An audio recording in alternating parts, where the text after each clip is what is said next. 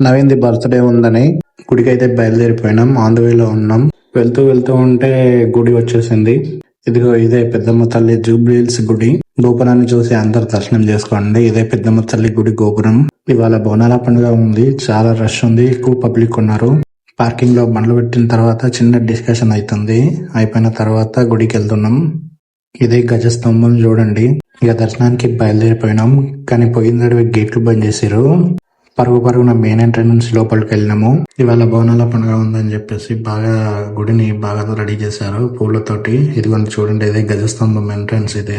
ఇక్కడ నుంచి అమ్మవారు సరిగ్గా కనిపించట్లేదు. చాలా పబ్లిక్ ఉన్నారు. మనం కొద్దిగా ముందుకు వెళ్దాం ఇంకా అమ్మవారిని చూడడానికి. కొద్దిగా ముందుకు వచ్చి ఫోటో ప్రోగ్రామ్ పెట్టారు. ఇదిగో ఇదే గుడి లోపల ఉన్న దీపం చాలా బాగుంది. అసలు చూడడానికి అట్రాక్టివ్ గా ఉంది. అమ్మవారి దర్శనం చేసుకోండి. ఇవాళ బోనాల పండుగ. అమ్మవారిని చూస్తా ఉంటే కళ్ళు తిప్పబుద్ధి అవ్వట్లేదు. భక్తితోటి దర్శనం చేసుకుని బయటకైతే బయలుదేరిపోయినాము. చాలా పబ్లిక్ ఉన్నారు చూడండి. ఇగో మా వాడు బయటకు పోతుండు. ఇదిగో వీడు కొత్త బండి కొన్నారు కానీ దావత్ అయితే తీయలేడు. దర్శనం అయిపోయిన తర్వాత అందరం కలిసి లడ్డు ప్రసాదం తీసుకుంటున్నాము.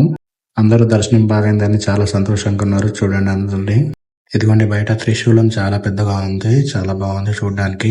ఫైనల్ గా గోపురానికి దండం పెట్టుకుని ఇంటికైతే బయలుదేరినాము. దారిలోనే అని చెప్పేసి అర్ధనారీశ్వర టెంపుల్ కి వచ్చినాము. వీళ్ళే చూడండి టెంపుల్ కార్యకర్తలు. అర్ధనారీశ్వర స్వామిని దర్శనం చేసుకోండి అందరూ. చాలా బాగున్నాడు కదా స్వామి. ఈ టెంపుల్ చాలా ఫేమస్ కొండాపూర్లో.